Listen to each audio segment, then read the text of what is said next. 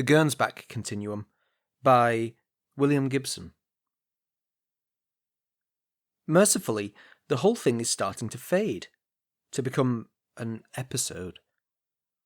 When I do still catch the odd glimpse, it's peripheral, mere fragments of Mad Dr. Chrome, confining themselves to the corner of my eye. There was that flying wing liner over San Francisco last week, but it was almost translucent. And the shark fin roadsters have gotten scarcer, and freeways discreetly avoid unfolding themselves into the gleaming 80-lane monsters that I was forced to drive last month in my rented Toyota. I know that none of it will follow me to New York. My vision is narrowing to a single wavelength of probability. I've worked hard for that. Television helped a lot. I suppose that it started in London, in that bogus Greek taverna in Battersea Park Road, with lunch on Cohen's corporate tab. Dead steam table food. And it took them 30 minutes to find an ice bucket for the Retsina.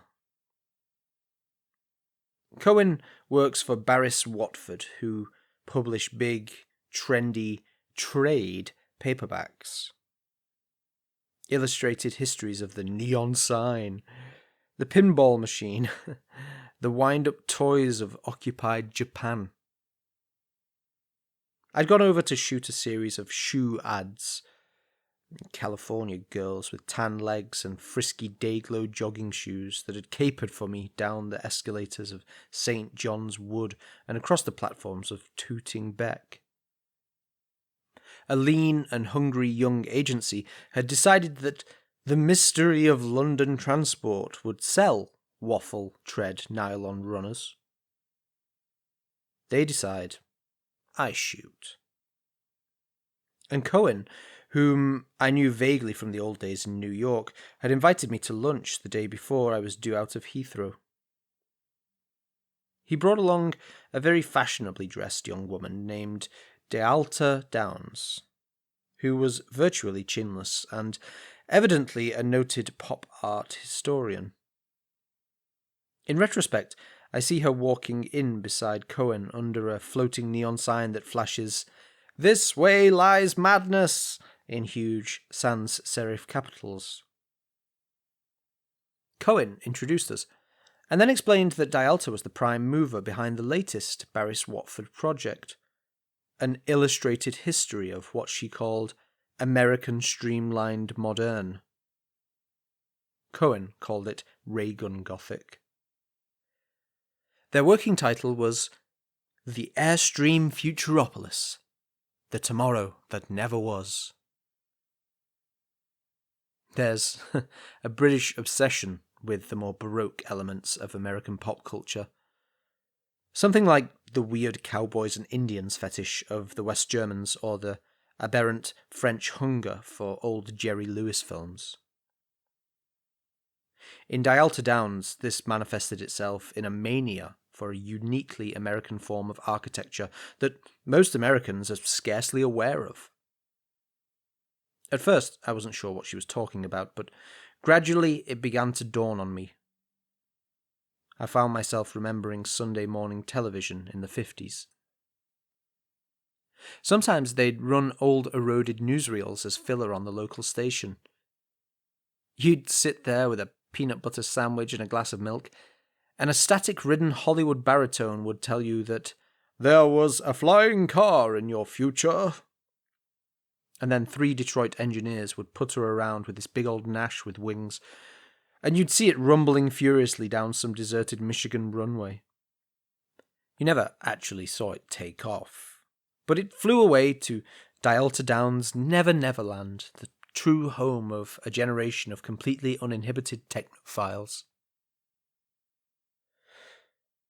She was talking about those odds and ends of futuristic 30s and 40s architecture that you pass daily in American cities without noticing. The movie marquees ribbed to radiate some mysterious energy. The dime stores faced with fluted aluminium. The chrome tube chairs gathering dust in the lobbies of transient hotels. She saw these things as segments of a dream world, abandoned in the uncaring present. She wanted me to photograph them for her. The 30s had been the first generation of American industrial designers. Until the 30s, all pencil sharpeners had looked like pencil sharpeners. Your basic Victorian mechanism, perhaps with a curlicue of decorative trim. After the advent of the designers, some pencil sharpeners looked as if they'd been put together in wind tunnels. For the most part, the change was only skin deep, and under the streamlined chrome shell you'd find the same Victorian mechanism. Which made a certain kind of sense, because the most successful American designers had been recruited from the ranks of Broadway theatre designers. It was all a stage set, a series of elaborate props for playing at living in the future. Over coffee, Cohen produced a fat manila envelope full of glossies. I saw the winged statues that guard the Hoover Dam, 40-foot concrete hood ornaments leaning steadfastly into an imaginary hurricane. I saw a dozen shots of Frank Lloyd Wright's Johnson Wax building, juxtaposed with the covers of old Amazing Stories pulps by an artist named Frank R. Paul. The employees of Johnson's Wax must have felt as though they were walking into one of Paul's spray paint pulp utopias. Wright's building looked as though it had been designed for people who wore white togas and lucite sandals. I hesitated over one sketch of a particularly grandiose prop-driven airliner, all wing, like a fat symmetrical boomerang with windows in unlikely places. Labelled arrows indicated the locations of the Grand Ballroom and 2 squash courts. It was dated 1936. This thing couldn't have flown? I looked at Dialta Downs. Oh, no, quite impossible. Even with those 12 giant props. But they love the look, don't you see? New York to London in less than 2 days. First-class dining rooms, private cabins, sun decks, dancing to jazz in the evening. The designers were populists, you see. They were trying to give the public what it wanted. And what the public wanted was the future.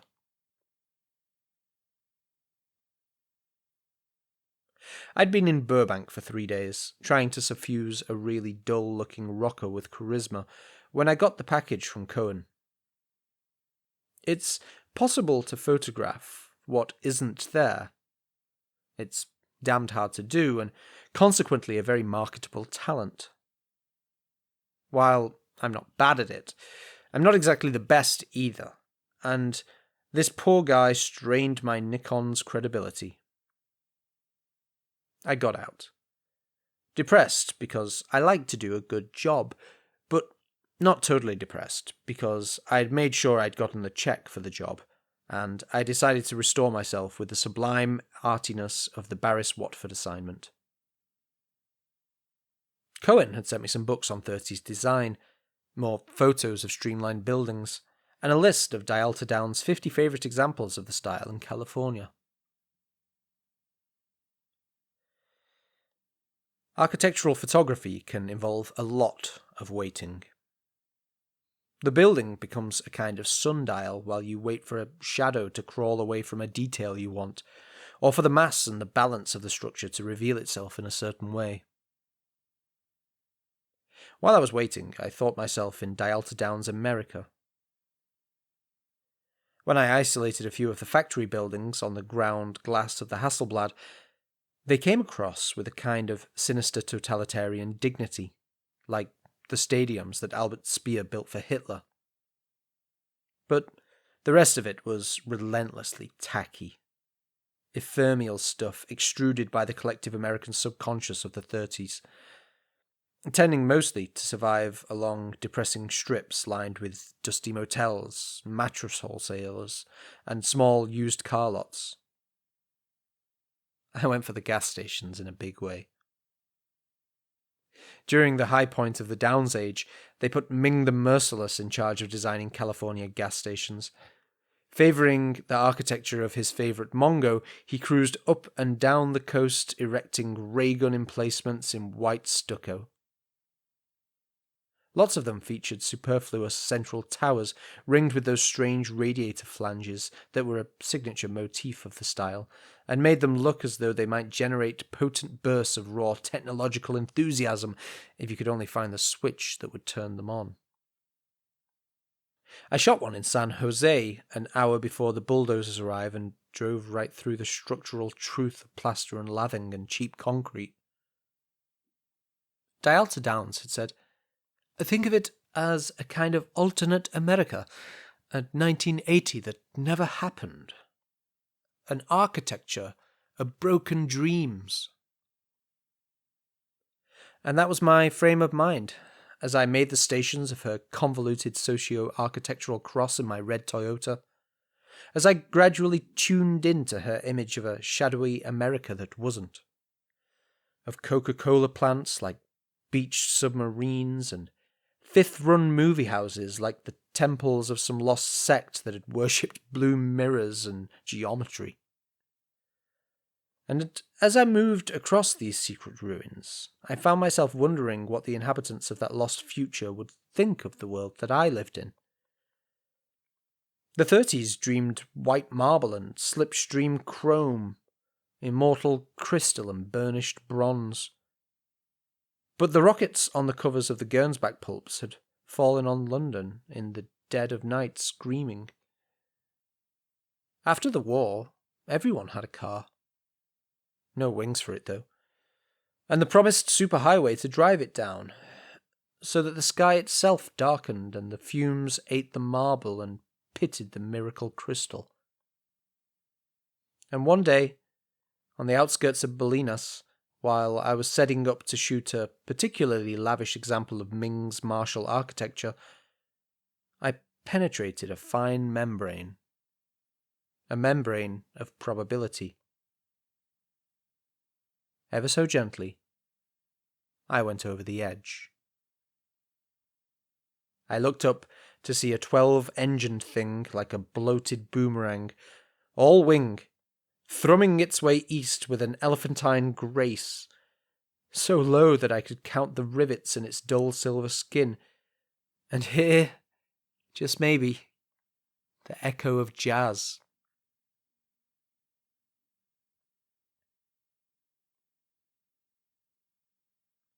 I took it to Keane.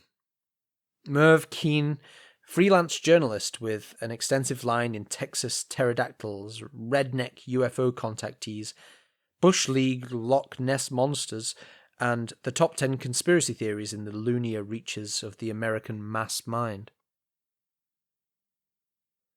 "Ah, it's good," said Keane, polishing his yellow Polaroid shooting glasses on the hem of his Hawaiian shirt.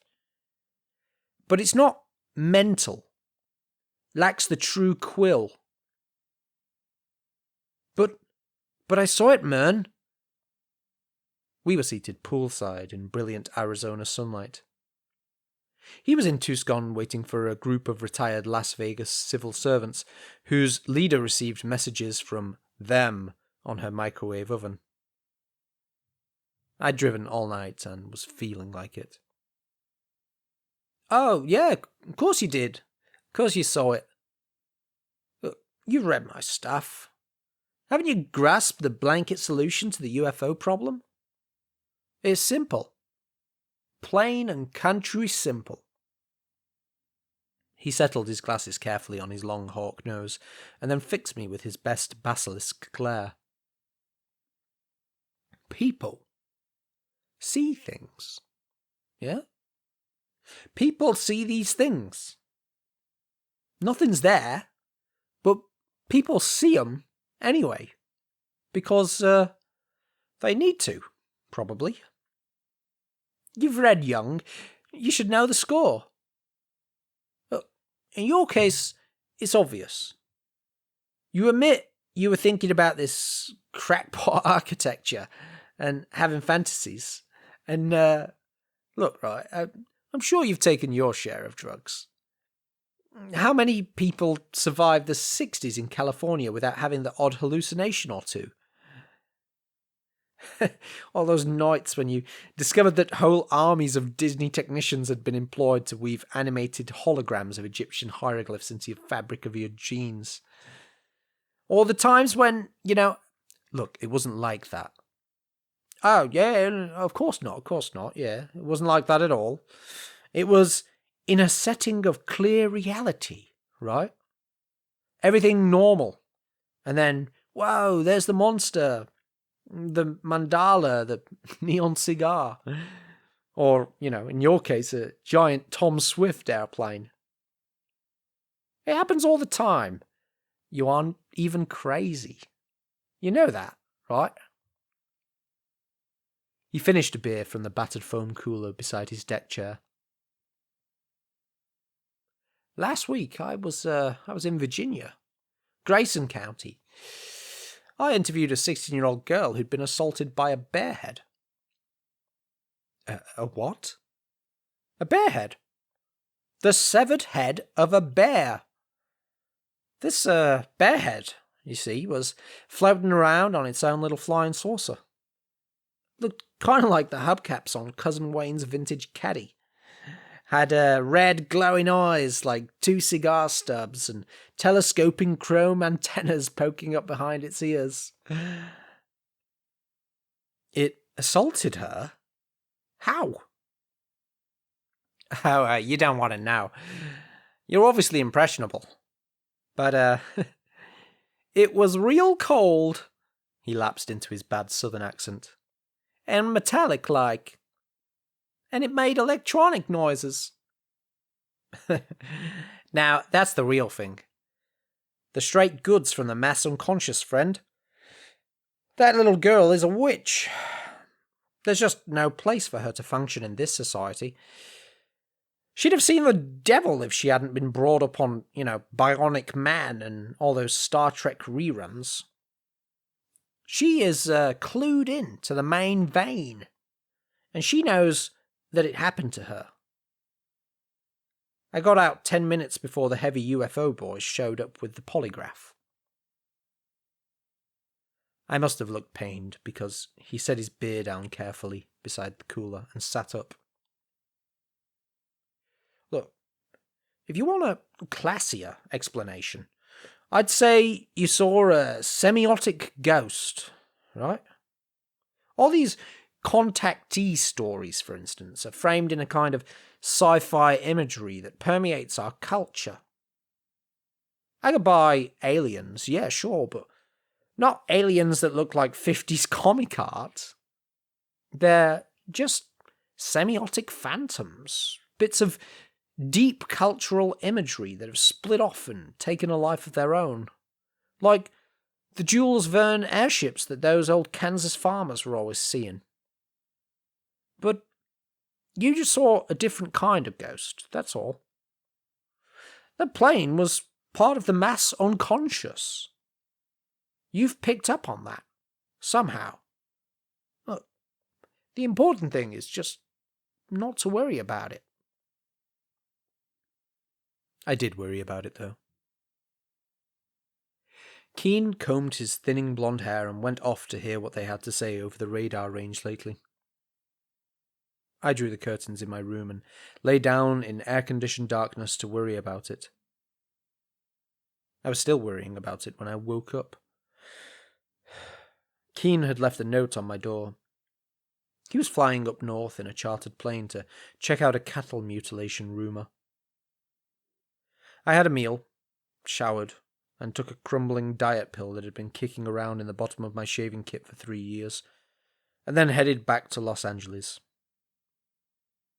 The speed limited my vision to the tunnel of the Toyota's headlights. My body could drive, I told myself, while the mind maintained and stayed away from the weird peripheral window dressing of amphetamine and exhaustion, the spectral, luminous vegetation that grows out of the corners of the mind's eye along late-night highways. But the mind had its own ideas, and Keane's opinion of what I was already thinking of as my sighting rattled endlessly through my head in a tight, lopsided orbit. Semiotic ghosts. Fragments of the mass dream whirling past in the wind of my passage. Somehow, this feedback loop aggravated the diet pill, and the speed vegetation along the road began to assume the colours of infrared satellite images, glowing shreds blown apart in the Toyota's slipstream. I pulled over then, and a half a dozen aluminium beer cans winked goodnight as I killed the headlights. I wondered what time it was in London, and tried to imagine Dialted Downs having breakfast in a Hampstead flat, surrounded by streamlined chrome figurines and books on American culture. Desert nights in that country are enormous. The moon is closer. I watched the moon for a long time and decided that Keane was right. The main thing was not to worry. All across the continent, daily, people who were more normal than I'd ever aspired to be saw giant birds, big feet, flying oil refineries. They kept Keane busy and solvent. Why should I be upset by a glimpse of the 1930s pop imagination loose over Bolinas? I decided to go to sleep, with nothing worse to worry about than rattlesnakes and cannibal hippies, safe amid the friendly roadside garbage of my own familiar Continuum. In the morning, I'd drive down to Nogales and photograph the old brothels, something that I'd been intending to do for years. The diet pill had given up. The light woke me, and then the voices. The light came from somewhere behind me and through shifting shadows inside the car. The voices were calm, indistinct, male and female, engaged in conversation. My neck was stiff and my eyeballs felt gritty in their sockets. My leg had gone to sleep, pressed against the steering wheel. I fumbled for my glasses in the pocket of my work shirt, and finally got them on. And then I looked behind me, and I saw the city. The books on 30s design were in the trunk. One of them contained sketches of an idealized city that drew on metropolis and things to come, but squared everything, soaring up through an architect's perfect clouds to Zeppelin docks and mad neon spires. That city was a scale model of the one that rose behind me. Spire stood on spire in gleaming ziggurat steps that climbed to a central golden temple tower, ringed with the crazy radiator flanges of the Mongo gas stations. You could hide the Empire State Building in the smallest of those towers. Roads of crystal soared between the spires, crossed and recrossed by smooth silver shapes like beads of running mercury. The air was thick with ships. Giant wingliners, little darting silver things. Sometimes one of the quicksilver shapes from the sky bridges rose gracefully into the air and flew up to join the dance. There were mile-long blimps and hovering dragonfly things that were gyrocopters. I closed my eyes tight and swung around in the seat. When I opened them, I willed myself to see the mileage meter, the pale road dust on the black plastic dashboard, and the overflowing ashtray. Amphetamine psychosis, I said, and I opened my eyes. The dash was still there, the dust and the crushed filter tips. Very carefully, without moving my head, I turned on the headlights. And then I saw them. They were blonde.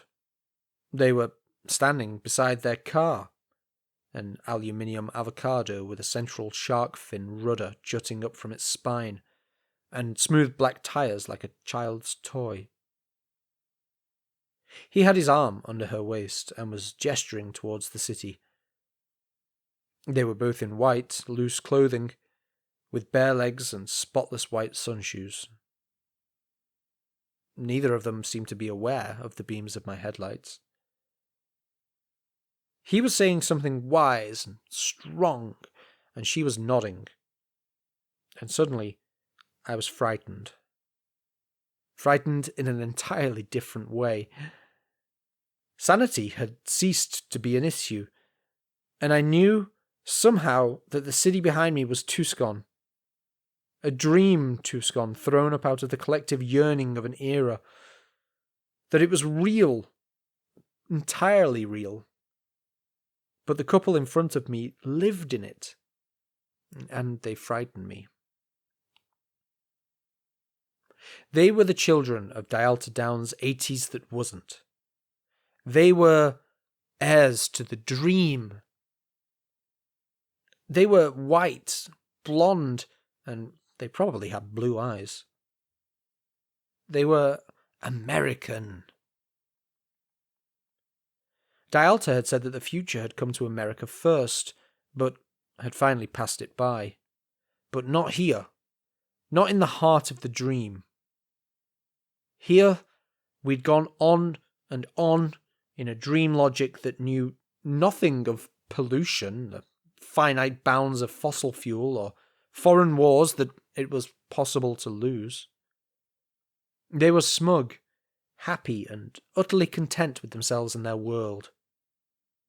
And in the dream, it was their world.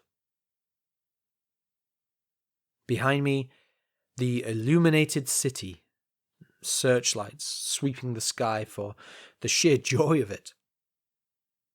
I imagined them thronging the plazas of white marble, orderly and alert, their bright eyes shining with enthusiasm for their floodlit avenues and silver cars.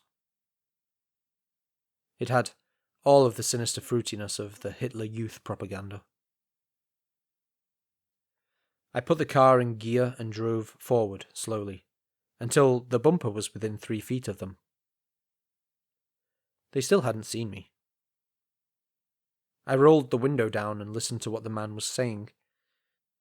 His words were bright and hollow, as in the pitch of some Chamber of Commerce brochure, and I knew that he believed in them absolutely. "John," I heard the woman say, "we've forgotten to take our food pills."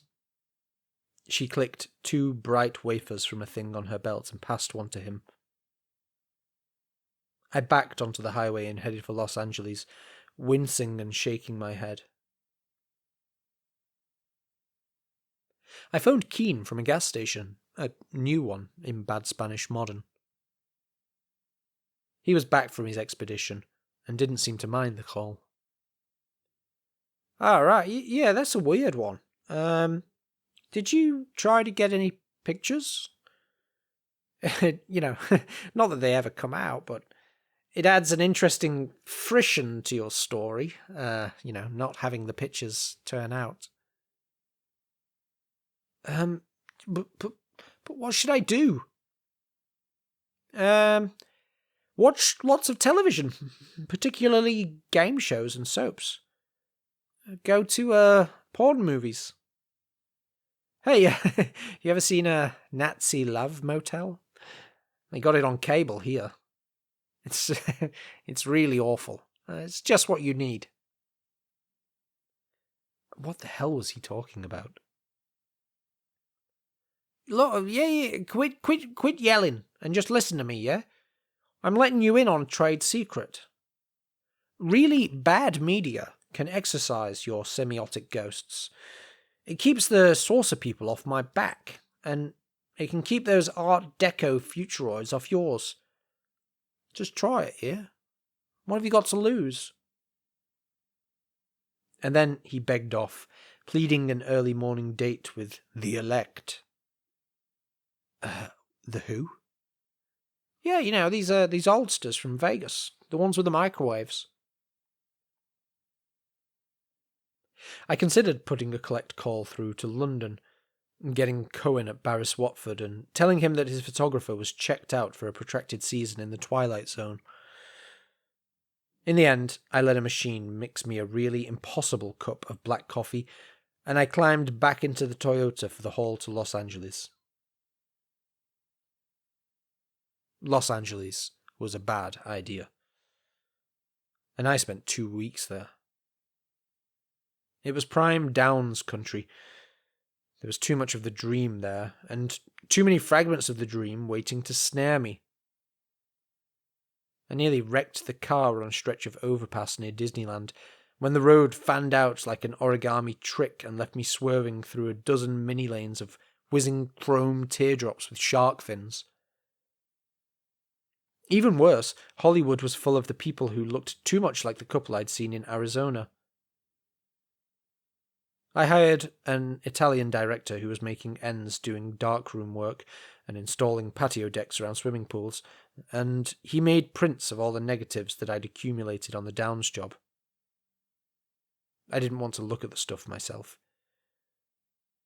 It didn't seem to bother Leonardo, though, and when he was finished, I checked the prints, riffing through them like a deck of cards. Then I sealed them up and sent them air freight to London. Then I took a taxi to a theatre that was showing Nazi Love Motel, and I kept my eyes shut all the way. Cohen's congratulatory wire was forwarded to me in San Francisco a week later. Dialta had loved the pictures, and he'd admired the way I'd really gotten into it, and looked forward to working with me again. That afternoon, I spotted a flying wing over Castro Street, but there was something tenuous about it, as though it was only half there. I rushed into the nearest newsstand and gathered up as much as I could find on the petroleum crisis and the nuclear energy hazard. I just decided to buy a plane ticket for New York. Hell of a world we live in, huh? The proprietor was a thin black man with bad teeth and an obvious wig. I nodded, fishing in my jeans for change and anxious to find a park bench where I could submerge myself in hard evidence of the human near-dystopia that we do live in. But it could be worse, huh? Yeah, that's right, I said. Or, even worse, it could be perfect. He watched me as I headed down the street with my little bundle of condensed catastrophe.